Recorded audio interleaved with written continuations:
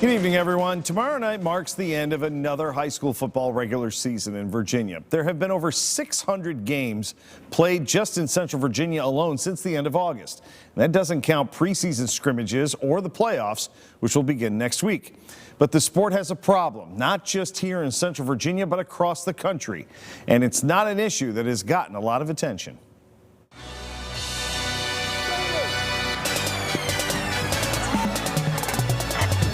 They are the third team on the field for every game.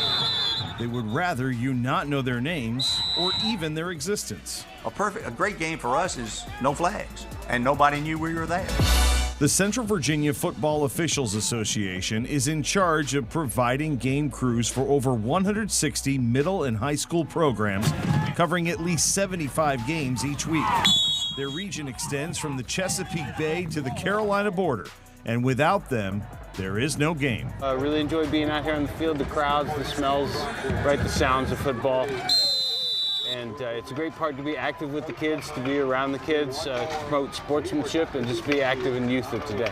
But the group has a problem, and not just dispelling the myth that their compensation is tied into the number of penalties that they call.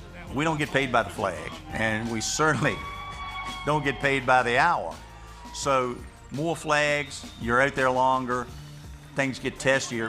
We're not out there to throw flags. To properly officiate a game, each crew should have 7 members for each game. When they are shorthanded, their work can suffer, and coaches realize it immediately. Every Friday night, you're going to have 2 or 3 guys that, for whatever reason, business or family related, they can't work. And sometimes it's more than that. And when you go from 7 to 6, you give up the back judge in the middle of the field.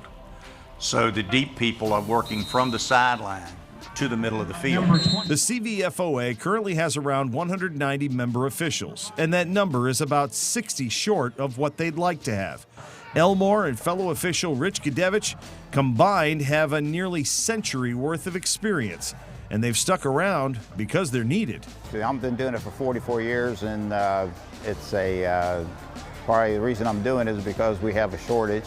It would be nice for me to retire, so if anybody's out there wanting to officiate, they can get in and put me on the bench. I came off the field 5 years ago, was my plan.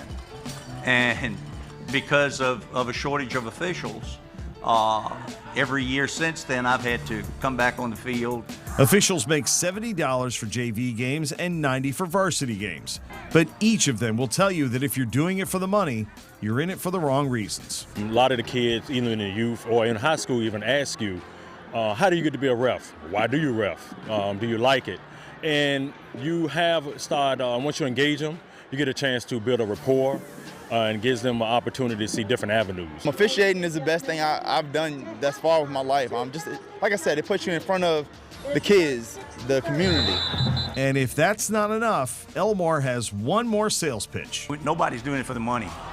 Never seen a Brinks truck following us after a ball game. So we do it just for the love of the game and the camaraderie that we have among ourselves.